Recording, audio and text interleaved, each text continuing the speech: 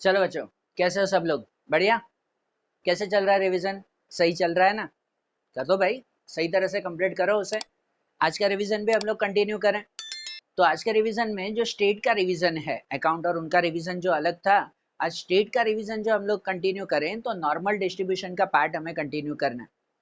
कल तक जो 3 दिन हमने सम्स किए थे ना, वो 3 दिन हमारे सम्स थे कौन से? नॉर्मल डिस्ट्रीब्यूशन के स्ट्रेट क्वेश्चंस, सीधे क्वेश्चंस थे। सीधे क्वेश्चंस मतलब ऐसा कि जिसके अंदर आपको नॉर्मल वेरिएबल एक्स दिया हुआ था, उसके ऊपर से हमने z ढूंढा, z पर से फिर ग्राफ बनाते थे नॉर्मल कर्व, और उसके ऊपर से प्रोबेबिलिटी ढूंढे z स्कोर टेबल की मदद से।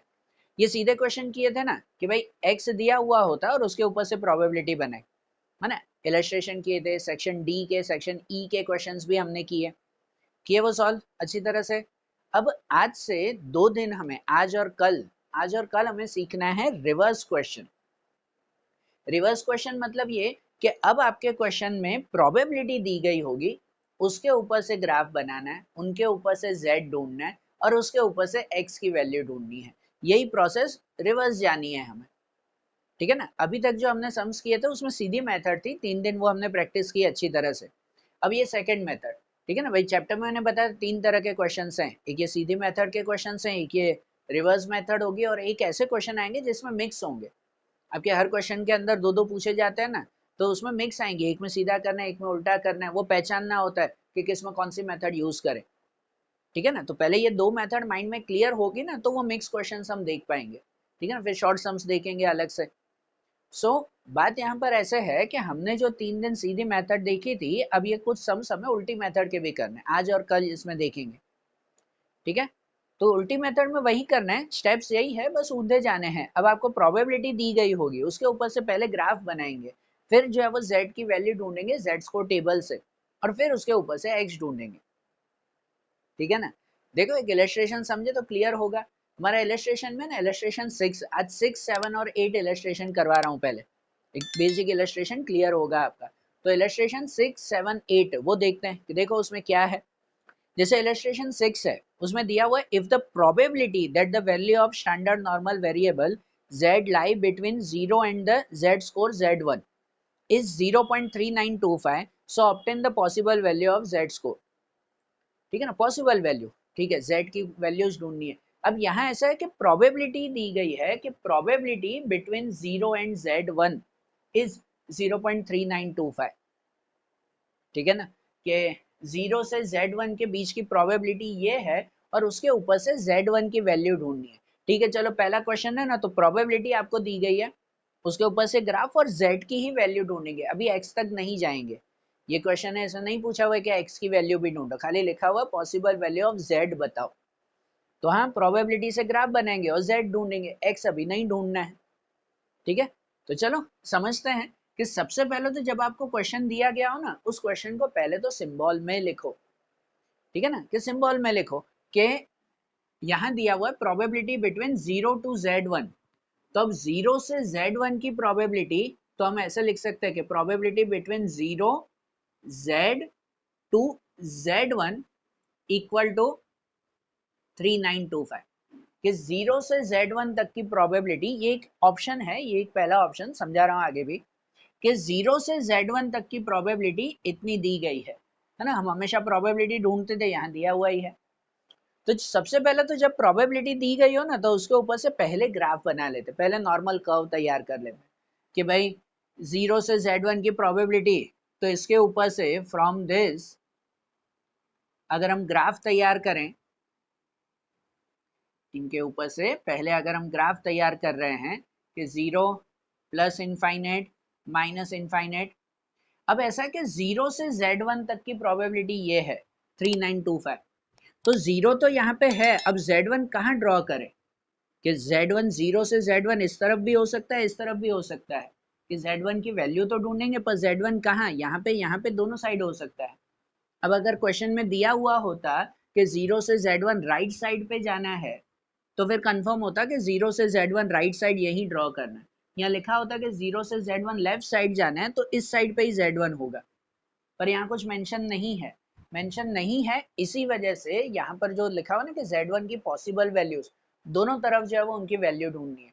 मतलब इस क्वेश्चन के लिए दो ऑप्शन रहेंगे कि पहले अगर ऑप्शन 1 करो कि 0 से Z1, 0 से, जैसे हम ये सिंबल में लिखते हैं 0 से Z1, राइट साइड पे जाएंगे कि 0 और ये Z1 कि इसके बीच की प्रोबेबिलिटी दी गई है, ये प्रोबेबिलिटी का आंसर है ये 3925। ठीक है, 0 से Z1 की प्रोबेबिलिटी और Z1 ढूंढना है। कल तक हमारे क्वेश्चन कैसे थे कि ये Z1 होता था हमारे पास कि सपोज 0 से 2 तक का आंसर, तो वो प्रोबेबिलिटी ढूंढते थे। अब प्रोबेबिलिटी है, ये आंसर ढूंढना है Z का। ठीक है, पर ये तो पहला ऑप्शन, इसमें सेकंड ऑप्शन भी एक बन सकता है कि ऑप्शन 2 के इसमें ग्राफ के हिसाब से अगर 0 से Z1 ही जाना है हमें, तो 0 से Z1 की वैल्यू यहाँ 0 और Z1 यहाँ पे भी तो हो सकता है ना माइनस की तरफ। ठीक है ना, पॉसिबल वैल्यूज ढूंढनी है, दोनों ऑप्शंस बताने हैं हमें कि हमने 0 से Z1 लिखा, प्रोबेबिलिटी ऐसे भी तो हो सकती है कि प्रोबेबिलिटी ऑफ Z1 Z20 वो 0.3925, Z1 से 0 भी तो हो सकता है ना, क्योंकि प्रोबेबिलिटी है भाई, हमने आगे भी बताया था कि जैसे क्वेश्चंस में अब 0 से 1 तक की ढूंढना, 0 से -1 तक की प्रोबेबिलिटी ढूंढो, प्रोबेबिलिटी का आंसर दोनों में सेम मिलता था, है ना। कल जो 2-3 दिन हमने सम किया सीधा ही था ना। अब प्लस की प्रोबेबिलिटी या माइनस की प्रोबेबिलिटी तो प्लस में ही रहती ना, सेम ही मिलता ना। तो अगर 3925 प्रोबेबिलिटी है तो 0 से Z1 यहाँ भी हो सकता है या 0 से Z1 इस तरफ भी हो सकता है, कि सपोज इस साइड की प्रोबेबिलिटी भी ये 3925 दी गई है, तो हमें Z1 ढूंढना है दोनों ऑप्शन में। ठीक है, तो सिंपल सी बात है, प्रोबेबिलिटी दी गई है, ग्राफ बनाया, यहाँ दो पॉसिबल ग्राफ थे, दोनों बना दिए कि इस तरफ भी Z1 या इस तरफ भी। अब इसके ऊपर से स्टैंडर्ड नॉर्मल वेरिएबल Z ढूंढना है। Z कैसे ढूंढना है, सिंपल है कि जब भी आपको Z की वैल्यू पहले ढूंढनी हो, Z की वैल्यू ढूंढने के लिए एक ही चीज याद रखते हैं कि you have values between 0 to Z1। जब भी आपको Z1 की वैल्यू फाइंड करनी है तो आपके हाथ में हमेशा 0 से Z1 का आंसर होना चाहिए। ठीक है ना, 0 से Z1 तक का आंसर आपके हाथ में होना चाहिए। ठीक है, तो इसका आंसर हो तो फिर Z की वैल्यू आपके पीछे Z स्कोर टेबल पर से डायरेक्ट देख के लिखनी होती है। ठीक है ना, सिंपल देख के लिखनी है। 0 से Z का आंसर होना चाहिए आपके, अगर और कोई आंसर है तो 0 से Z का आंसर ढूंढना पड़ता है। बराबर, चलो पहला सम है तो आपके पास तो 0 से Z1 की वैल्यू है, you have values between 0 to Z1, कि आपके हाथ में ये वैल्यू होगी, होगी ही, और नहीं होगी तो ढूंढेंगे हम कि यहाँ पर 0 से Z1 का आंसर आपको ढूंढना है। तो 0 से Z1 का ही आंसर दिया हुआ है 3925। बराबर, क्योंकि यहाँ जो सब आंसर्स है ना, वो सब आंसर्स जो है वो 0 से Z1 तक ही रहते हैं, कल भी हमने बताया था इतनी मेथड्स में। तो इसीलिए जब Z ढूंढना हो तो 0 से Z1 की वैल्यू होगी। पहला समय समझना, दूसरा क्वेश्चन में और क्लियर होगा कि कैसे 0 से Z1 हमें ढूंढना है। तो यहाँ पे तो चलो 0 से Z1 है, तो यहाँ टेबल में देखेंगे कि 0 से Z1 की वैल्यू हमारी कितनी है, 3925 है। तो पहले कैसे होता था, हमारी Z की वैल्यू होती थी ना, तो Z की वैल्यू हम यहाँ देखते थे पहली लाइन में और उसकी वैल्यू यहाँ पर फाइंड करते थे, प्रोबेबिलिटी। अब प्रोबेबिलिटी है तो प्रोबेबिलिटी यहाँ देखनी है और उसके ऊपर से Z ढूंढना है यहाँ पे। ठीक है ना, प्रोबेबिलिटी यहाँ ढूंढनी है और उसके ऊपर से Z अब ये कॉर्नर वाली लाइन में ढूंढना है। तो यहाँ पे अगर हम प्रोबेबिलिटी ढूंढेंगे तो इन प्रोबेबिलिटी के हिसाब से यहाँ जैसे वैल्यू दी गई है 3925, तो इस पूरे पार्ट में देखना है 3925 कहाँ आया हुआ है, और सब लाइन वाइज ही होंगे ना, लाइन वाइज ही 1 2 3 4 5 6 ऐसे ही होंगे। तो इसमें 3925, तो 3925 देखो ना, तो यहाँ पर 3925 ये रहा, यहाँ दिया हुआ है। अब जहां पे आपको 3925 मिले तो उसमें देखते हैं कि उसमें यहाँ कौन सा नंबर है 1.2 और यहाँ कौन सा नंबर है 4 है। ठीक है ना, मतलब 3925 की वैल्यू हो गई 1.2 एंड 4। 3925 की कौन सी वैल्यू हो गई 1.2 एंड 4, 1.24। बरोबर ना, ये वैल्यू यहाँ ढूंढनी है। पहले ये दिया होता था 1.24, तो हम देखते थे 1.2 और 4 की वैल्यू, अब ये दिया हुआ है, इसके ऊपर से ये ढूंढना है ना, प्रोबेबिलिटी पर से Z। तो यहाँ पे खाली लिखेंगे हम लोग कि according to Z score table, है ना, जेड स्कोर टेबल पर से कि value of z1, direct z1 की वैल्यू कि value of z1 for probability 0.3925 is value of z1 कौन सी रहेगी? तो 3925 की वैल्यू कौन सी थी? 1.24, तो लिखेंगे इज 1.24, ये हमारा आंसर। और लास्ट आंसर में खाली देखते हैं कि ग्राफ के हिसाब से ये z की वैल्यू कौन सी साइड पे है, प्लस साइड पे है कि माइनस साइड पे है? प्लस साइड पे है ना, तो हमारा आखिरी आंसर भी प्लस 1.24, बराबर। और यही जो इसकी दूसरी प्रोबेबिलिटी भी है या दूसरी पॉसिबिलिटी है कि इस साइड भी z हो सकता है, उसकी प्रोबेबिलिटी भी 3925 है। तो यहां पर भी according to z score table के हिसाब से value of z1 for probability 0.3925 is है वही 1.24, लेकिन यहाँ ग्राफ में z माइनस की तरफ है, तो ये वैल्यू हुई -1.24, बराबर ना। ये z की वैल्यू मिल गई हमें। देखो हमने वैसे ही स्टेप चले, यहाँ चलो पहला सम था तो z की पॉसिबल वैल्यू थी कि 3925 इस तरफ भी हो सकता है, इस तरफ भी हो सकता है, ये तो प्रैक्टिस सम था। दूसरा सम करोगे और क्लियर होगा उसमें। तो यहाँ पे z की वैल्यू कैसे ढूंढनी है वो खाली समझो कि प्रोबेबिलिटी थी, उसके ऊपर से पहले ग्राफ बनाया, फिर ग्राफ पर से पीछे टेबल पर से z की वैल्यू ढूंढ ली। सिंपल, ऐसे 3 स्टेप चलने उल्टे। z की वैल्यू ढूंढने के लिए हमेशा 0 से z1 का आंसर आपके हाथ में होना चाहिए, बराबर। और जब z की वैल्यू मिल जाए तो फिर x भी ढूंढ सकते हैं, ठीक है, फिर x भी ढूंढ सकते हैं। यहाँ तो ढूंढना नहीं है, पर अगर सपोज z पर से x ढूंढना होता तो हमारी z की वो फॉर्मूला है ना, x minus mean upon standard deviation, ये फॉर्मूला, इसी फॉर्मूला का यूज करते जहां z की वैल्यू लिख देते, ये जो मिली आपको, x ढूंढना होता और मीन और स्टैंडर्ड डेविएशन दो हेल्पर आपके क्वेश्चन में होते, ठीक है। तो इन तीनों की वैल्यू रख के आपको x भी मिल जाता। अगर z पर से x ढूंढना होता तो इस फॉर्मूला से ढूंढ लेते, ठीक है ना। तो यार सिंपल मेथड है, कोई कंफ्यूज मत हो।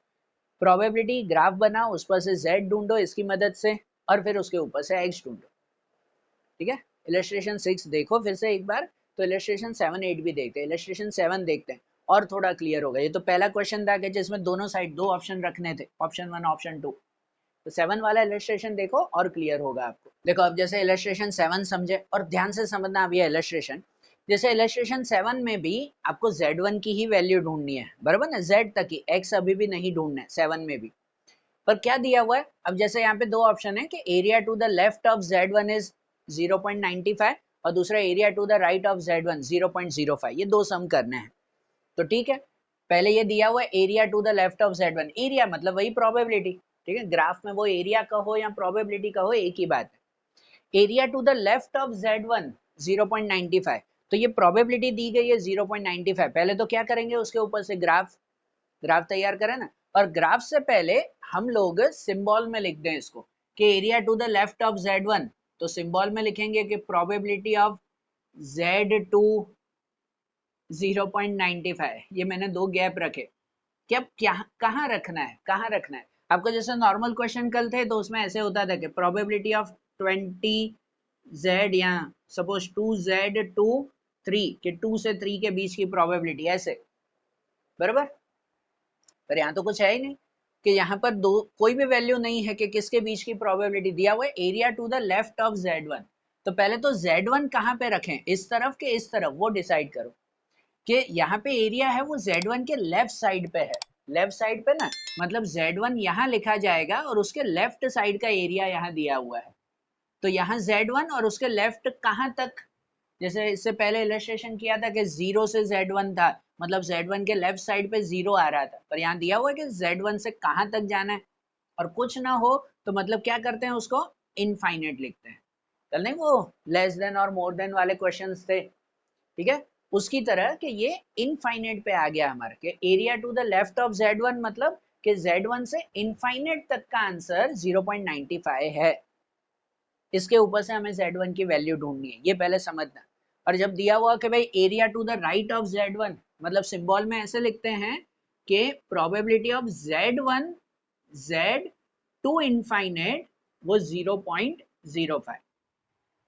ठीक है, लेफ्ट और राइट में ये चीज याद रखो कि area to the left of Z1 मतलब Z1 के लेफ्ट साइड इनफाइनाइट तक का आंसर ये दिया हुआ है, और area to the right of Z1 मतलब Z1 से राइट साइड पे इनफाइनाइट का आंसर ये दिया हुआ है।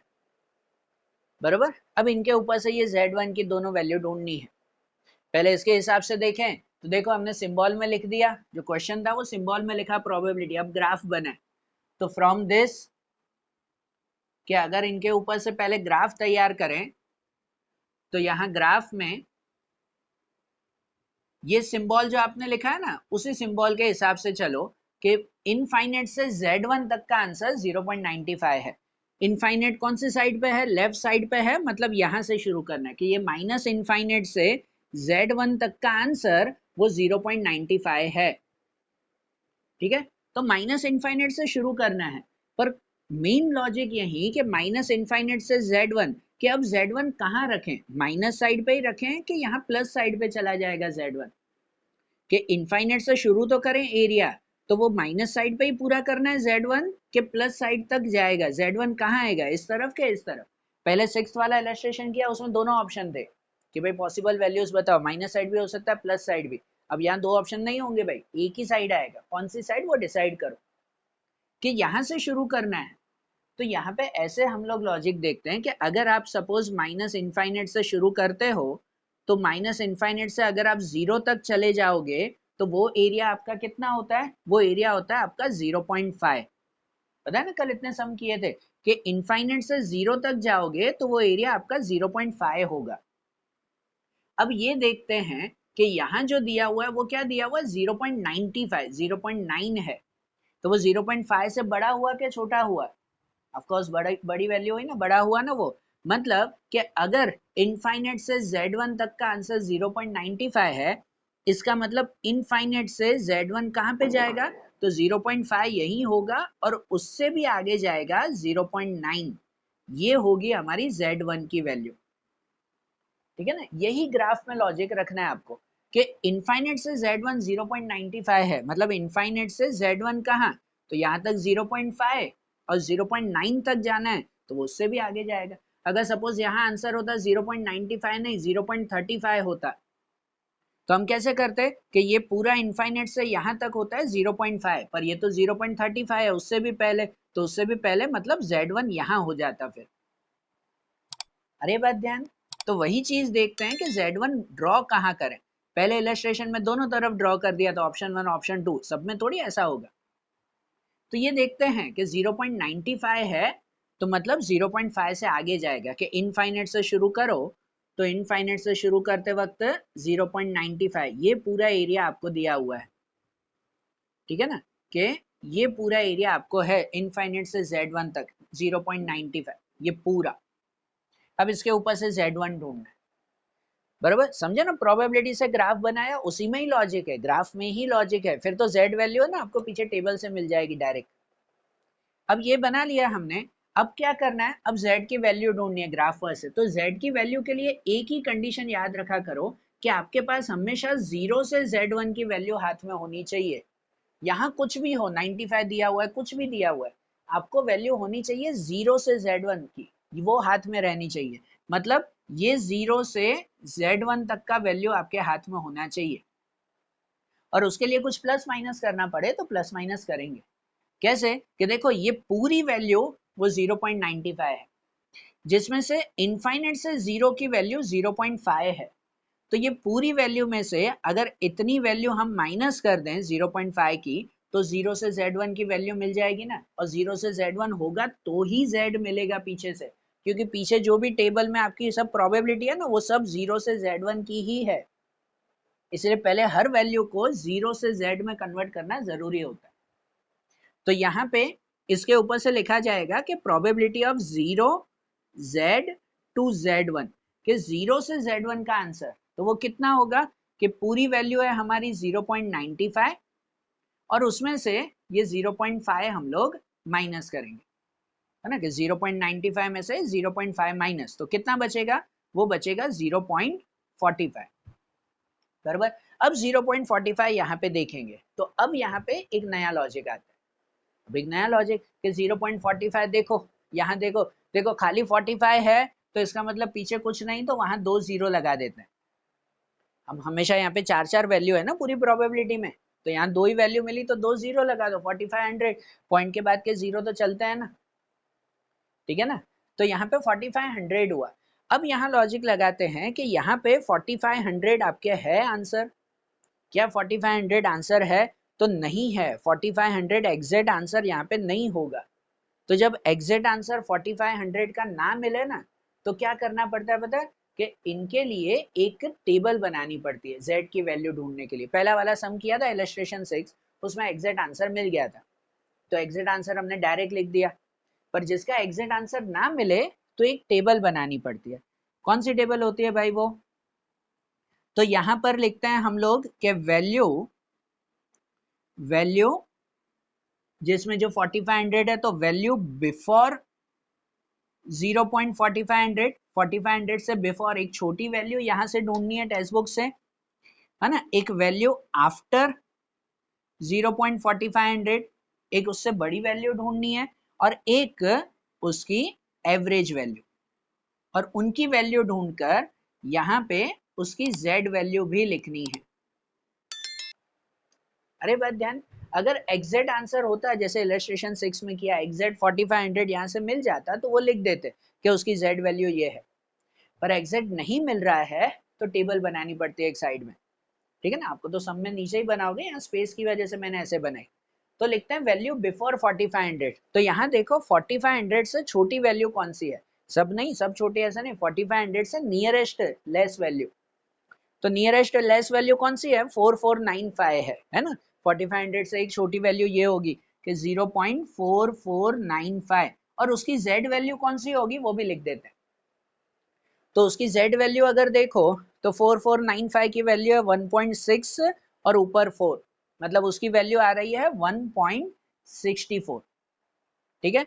वैल्यू आफ्टर 45 100, तो 45 100 से नियरेस्ट लार्ज वैल्यू, तो उससे बड़ी वैल्यू 4505 है, तो यहाँ पे 0.4505, और उसकी z वैल्यू कौन सी? तो उसकी z वैल्यू 1.6 और 5 है, 1.65।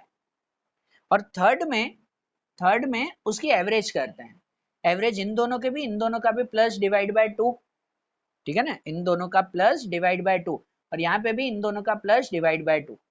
तो इन दोनों का प्लस डिवाइड बाय 2 करेंगे, एवरेज ढूंढे 95 और 5 की एवरेज तो वही आएगी 0.45 एवरेज, और इन दोनों का एवरेज करो तो वो हो जाएगा 1.645। यहाँ एवरेज में 3 नंबर ही लिखना, 2 नंबर मत लिखना कि 1.64 पीछे 5 है तो एक बढ़ा दिया 65 कर दिया। अगर 65 कर दोगे तो ये दोनों वैल्यू सेम हो जाएगी, ठीक है ना, दोनों वैल्यू सेम हो जाएगी। अगर इसको 2 डिजिट में कन्वर्ट करोगे तो 3 डिजिट ही लिखते हैं, बराबर ना। तो क्या किया, जब 45 100 की एग्जैक्ट वैल्यू नहीं थी तो एक वैल्यू बिफोर आफ्टर करके हमने यहाँ पे ढूंढा, ठीक है ना। और अब जो है वो क्लैरिफाई करते हैं कि 45 100 की एग्जैक्ट वैल्यू कौन सी है। तो एग्जैक्ट वैल्यू मिली ना, z वैल्यू कौन सी? 1.645, ये z की वैल्यू मिली हमें। अगर सपोज 45 100 ऐसे एवरेज में भी नहीं मिलता तो क्या करते पता है? तीनों में से जो नियरेस्ट वैल्यू हो वो नियरेस्ट वैल्यू हम लोग फाइंड करते हैं। जो नियरेस्ट वैल्यू मतलब 45 100 से जो सबके पास में हो वो आएंगे ऐसे सम उसमें। इसलिए तो मैं 2-2 दिन लगा रहा हूँ ना कि ये हर मेथड में अलग अलग स्टेप्स हैं, वो ध्यान से समझते जाओ। सो जैसे इलस्ट्रेशन 6 किया, अगर z की डायरेक्ट वैल्यू मिल रही है तो डायरेक्ट लिख दो, उससे नहीं मिल रही है तो बिफोर आफ्टर का टेबल बनाओ। तो उसके ऊपर से 45 100 की डायरेक्ट वैल्यू मिली, कितनी मिली? 1.645। तो यहाँ लिख सकते हैं कि सो वैल्यू ऑफ Z1, हाँ यहाँ पे लिखना according to Z score table, कि according to Z score table, है ना, वो लिखना रह गया, हमने शॉर्ट में लिख दिया। पर ये टेबल पर से बिफोर आफ्टर बनाया तो उसके अकॉर्डिंग वैल्यू ऑफ Z1 कितनी मिली? तो 45 100 की यहाँ वैल्यू क्या आई? 1.645, ये Z1 की वैल्यू, बराबर। और प्लस के माइनस वो ग्राफ में देखते हैं कि Z1 आपने कौन सी साइड पे ड्रॉ किया? प्लस साइड पे ना, तो आखिरी वैल्यू भी प्लस 1.645। आई बात ध्यान? समझ आ रहा है ये मेथड कैसे जाना है? यही लॉजिक ध्यान में रखना भाई। देखो जैसे वैसे ही ये भी समझे हम लोग कि area to the right of Z1 0.05, मतलब कि Z1 से राइट साइड इनफाइनाइट तक 0.05 है। अब इसमें भी Z1 की वैल्यू ढूंढनी है, तो चलो पहले ग्राफ बना दें कि फ्रॉम दिस अगर हम लोग ग्राफ तैयार करें तो ग्राफ में ये 0 प्लस इनफाइनाइट माइनस इनफाइनाइट।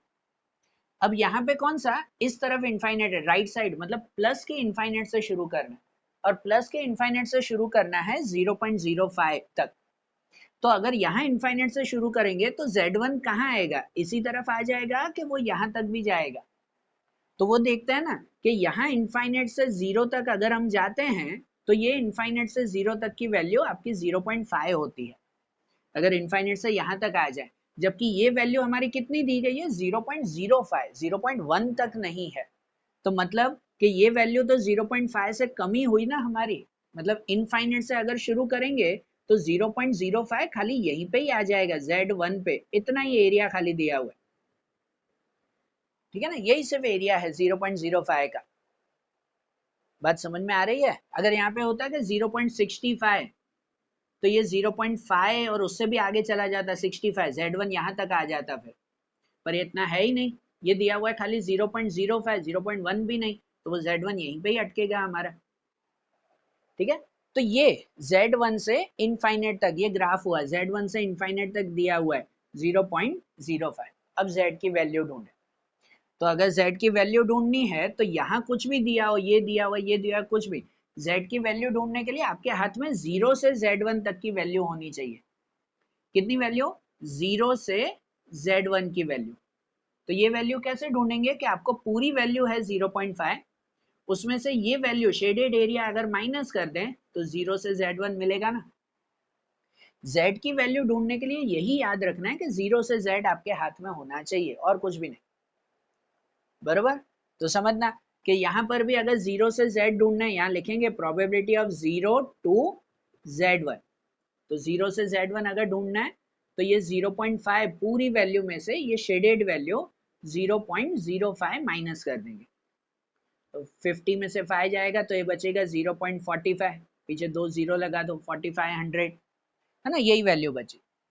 अब ये 4500 वो क्या हमारे पीछे टेबल में एग्जैक्ट वैल्यू है?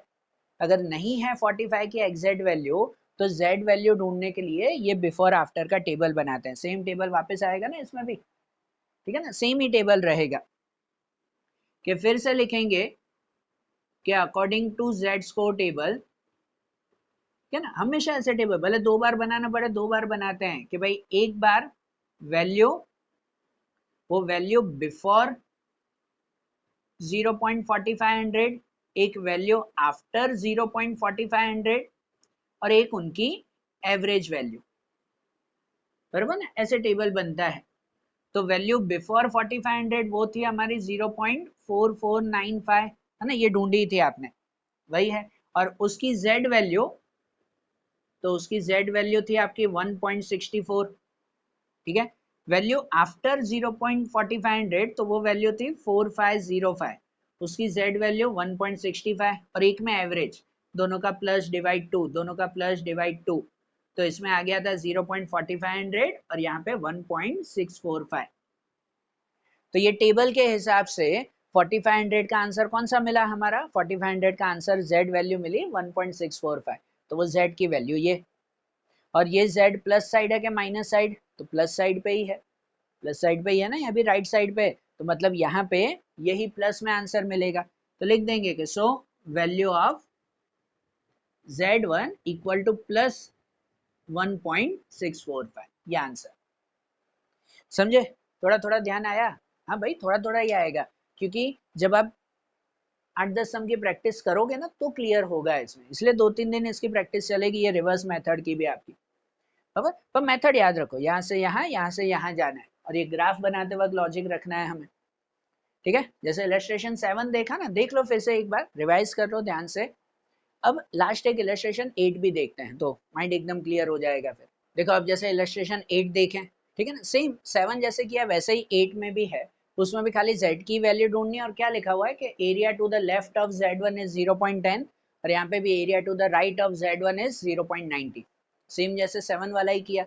तो फिर से समझो एक बार कि यहाँ जैसे दिया हुआ area to the left of Z1, पहले अगर सिंबल में लिख दो तो मतलब यहाँ हो गया probability of infinite Z to Z1 is 0.10, left of Z1 मतलब Z1 यहाँ पे और उसके लेफ्ट साइड पे इनफाइनाइट, कि इनफाइनाइट से Z1 तक 0.10 है, ठीक है ना, और Z1 की वैल्यू ढूंढे तो वही प्रोबेबिलिटी है। पहले ग्राफ तैयार करेंगे कि अगर इसके ऊपर से ग्राफ तैयार करें कि फ्रॉम दिस, तो ग्राफ में वही लॉजिक रखना है कि हम लोग Z1 की वैल्यू रखे कहाँ पे।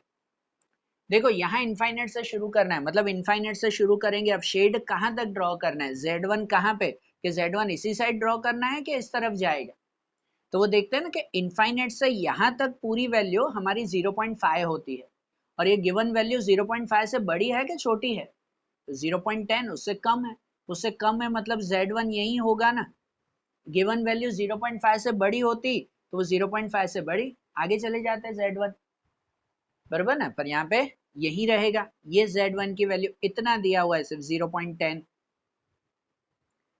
बराबर ना, ये इनफाइनाइट से Z1 दिया हुआ है कि 0.10, 0.5 इतना हो जाता है।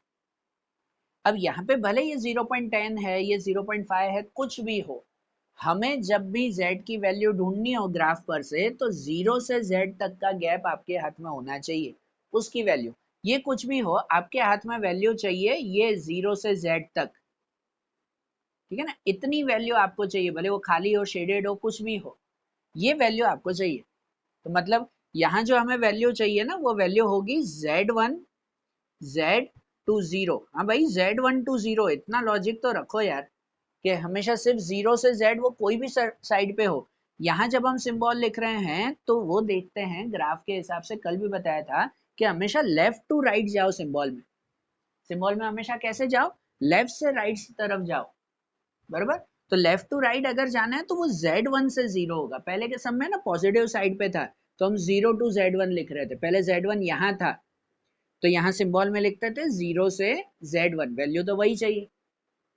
अब 0 से Z1 ऐसे नहीं, अगर 0 से Z1 लिखोगे तो फिर मोर देन की साइन करनी पड़ेगी भाई, फिर वही आप लोग साइन में गलतियां करते रहोगे फिर। तो इससे अच्छा ये ध्यान में रखो कि हमेशा ये जो सिंबल लिख रहे हो, ये ब्रैकेट वाले सिंबल प्रोबेबिलिटी के, हमेशा लेफ्ट टू राइट वैल्यू लिखते हैं। तो यहाँ पे हमें ढूंढना है Z1 से 0, गैप तो वही है ना यार, यहाँ से यहाँ के, यहाँ से यहाँ, बोलो हमने कुछ भी लिखने में तो बरोबर लिखना है ना। तो Z1 से 0 अगर चाहिए तो कैसे, कि पूरी वैल्यू 0.5 है ना, 0.5, और उसमें से ये given value shaded area 0.10 minus कर दे, बाकी का Z1 से 0, तो Z1 से 0 कितना मिलेगा, वो 0.4 या 40, पीछे भी और कुछ नहीं तो 2 0 लगा दो, 4000, ठीक है ना। हम तो Z वैल्यू ढूंढने के लिए 4 नंबर तो चाहिए ना पीछे टेबल पर से। अब 4000 हुआ, अब टेबल में देखते हैं क्या 4000 की एग्जैक्ट वैल्यू है एग्जैक्ट वैल्यू, आप लोग ढूंढो, और ना हो एग्जैक्ट वैल्यू तो फिर तो बिफोर आफ्टर करना पड़ेगा फिर तो, ठीक है ना, ना हो तो बिफोर आफ्टर। 4000 की एग्जैक्ट वैल्यू नहीं है, कोई भी राउंड फिगर वैल्यू बहुत कम है इसमें, तो फिर बिफोर आफ्टर करेंगे। यहाँ पर जो है वो लिखेंगे कि according to Z score table, before after का टेबल बनाना पड़ेगा हमें। यहाँ पर लिखा जाएगा कि वैल्यू, जहाँ वैल्यू में बिफोर 0.4000, बिफोर 4000, वैल्यू आफ्टर 0.4000, और एक उनकी एवरेज वैल्यू, ठीक है। ये टेबल बनाना जरूरी है यहाँ पे कि वैल्यू बिफोर 4000 उनकी Z वैल्यू के साथ लिखना है। तो बिफोर 4000 से एक छोटा नंबर यहाँ कौन सा है, कि 39 में कुछ आता हो वैसा, तो 4000 से छोटा नंबर आ रहा है उसमें 3997, ठीक है ना। 4000 से छोटा नंबर देखो वही है कि 3997, तो वैल्यू बिफोर 4000 वो हो जाएगा 0.3997, और उसकी Z वैल्यू कितनी, तो 3997 की वैल्यू है 1.2 और ऊपर 8, 1.28, उसकी वैल्यू है 1.28, ठीक है। और वैल्यू आफ्टर 4000 के बाद अगर ढूंढो तो 4000 के बाद हो रहा है 4015, ठीक है ना, तो 0.4015, और उसकी वैल्यू कौन सी आएगी, उसकी वैल्यू 1.2 एंड 9, 1.29। और यहाँ एवरेज करें तो 15 और 3 हो जाएगा, 18 का एवरेज 9 होगा, 0.4009 होगा ना, 8 या 9 कुछ रहेगा, 3 और 15 8 9 ही रहने चाहिए। देखना एवरेज, मैंने शायद गलत किया हो तो यहाँ पर 4009 बराबर, और यहाँ पे इन दोनों का एवरेज करोगे तो 1.285, ये एवरेज है बराबर। अब ये एवरेज तो कर लिया, अब यहाँ पर 4000 का भी एग्जैक्ट आंसर मिला क्या आपको? एग्जैक्ट आंसर मिला कौन सा? पहले कैसे 4500 का एग्जैक्ट मिला था, नहीं मिला ना एग्जैक्ट आंसर। तो यहाँ पे इन तीनों में से नियरेस्ट वैल्यू 4000 की कितनी है वो ढूंढना है।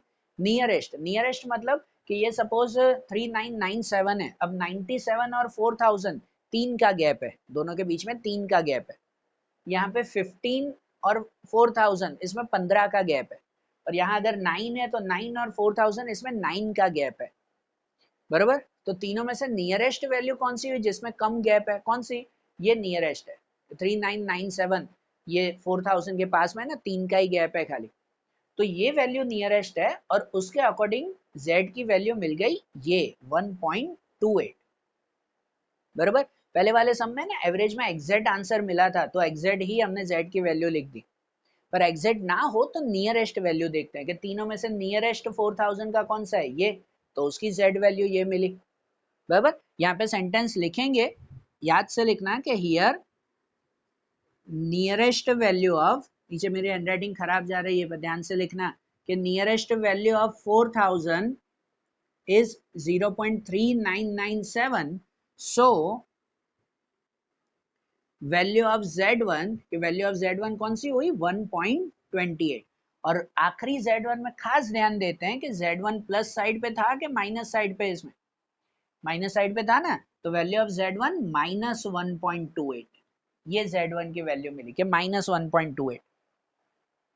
अरे बात समझ में क्लियर हो रहा है ना? नियरेस्ट वैल्यू देखते हैं। ऐसे ही इसमें भी है कि area to the right of z1 symbol में लिखो तो ऐसे होता है कि z1 और उसके राइट इनफाइनाइट तक 0.90, कि z1 से इनफाइनाइट तक 0.90 है, राइट साइड मतलब यहाँ इनफाइनाइट। अगर इसके ऊपर से हम ग्राफ तैयार करें कि फ्रॉम दिस, यहाँ पे हम ग्राफ देंगे 0 प्लस और माइनस इनफाइनाइट, तो अब राइट साइड यहाँ से जो है वो शुरू करना है, यहाँ से एरिया शुरू करना है, और z1 तो z1 इस साइड होगा कि इस साइड होगा वो पता करना है।